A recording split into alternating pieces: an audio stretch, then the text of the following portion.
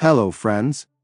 The 1339th day of the war between Russia and Ukraine continues. The situation in Pokrovsk continues to deteriorate, where we are gradually losing control of several districts, writes a Ukrainian soldier with the call sign Muchnoy today. According to him, fierce fighting for every house is taking place in the Vovchansk neighborhood in the eastern part of Pokrovsk. The Russians control most of it, and it appears this sector is already on the verge of being completely dislodged. It's only a matter of time before the enemy consolidates its position there. North of the center, Ukrainian forces are at a disadvantage. Intense fire and constant airstrikes leave no respite. The troops must be retrieved urgently. The Ukrainian armed forces are holding most tenaciously in the industrial zone to the west, where, according to Muchnoy, Ukraine controls more than half the territory. North of the railway, the Russians are trying to build on their success and are already entering the Donetsk district, which is the city's second line.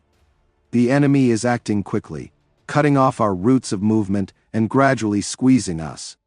Despite this, the fighting continues, but one can feel the city gradually suffocating under the pressure, the soldier reports. The enemy's pace indicates that Pokrovsk is entering the most difficult phase of the fighting, Muchnoy adds. The deep state map doesn't show the lion's share of these Russian advances, as the soldier writes. However, the gray zone has recently expanded, approaching the railway in the center of Pokrovsk, as the Ukrainian armed forces have already officially confirmed.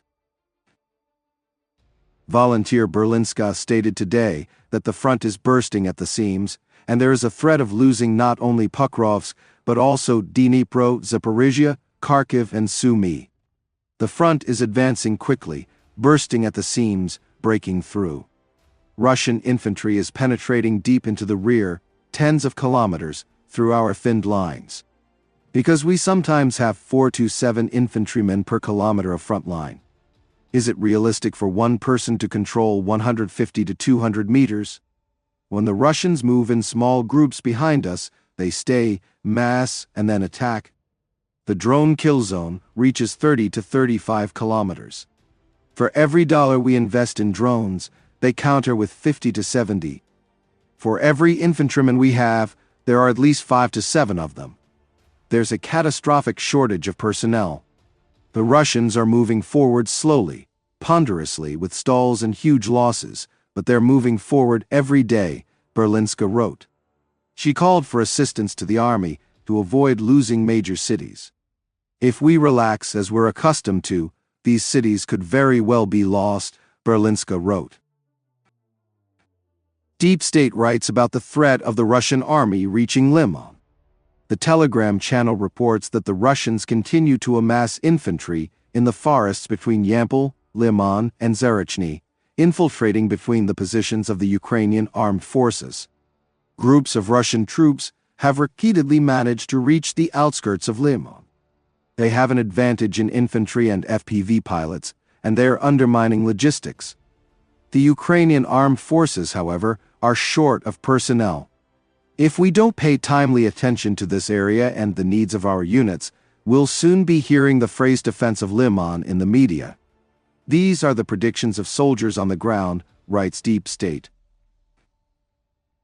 In the Vovchansk sector, where the Russians recently advanced, their army is expanding its destruction zone, where everything that moves is being hit.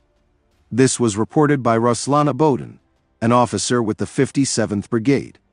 While 3 months ago we could enter individual settlements, now these areas are under constant attack. We are acting with the utmost caution there, says Bodin. News have emerged from the Kherson sector. Russian media, citing the Russian Ministry of Defense, are reporting the capture of Karantini Island, south of Kherson, as a result of crossing the Dnipro. It has been stated that the Ukrainian armed forces unsuccessfully attempted to recapture it. Footage has been published of what they claim is control of the island. The Ukrainian armed forces are refuting this, but they also deny Russia's capture of all of Kherson and the presence of Russians on the western bank. While Karantini Island lies between the banks, it is connected to Kherson by a bridge and is part of a hydropark. On the deep state map, it is shown under Ukrainian military control. In the occupiers' Telegram propaganda channels, Kherson has already been captured, and Russian infantry is allegedly marching along the western bank.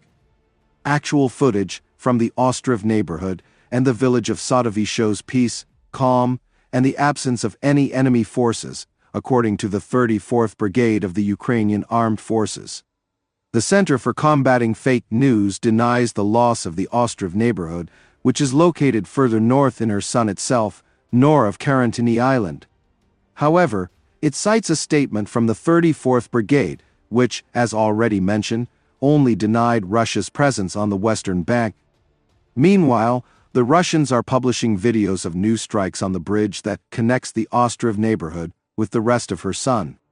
Let me remind you that this bridge was already bombed in August. Friends, I want to develop and strive for higher quality content, but my 2009 computer does not allow me to do this. If you have the opportunity to help me buy a new computer and make my dream come true, I will be very grateful to you. You will find the link in the description under the video and in the pinned comment. Thank you very much and see you in the next video.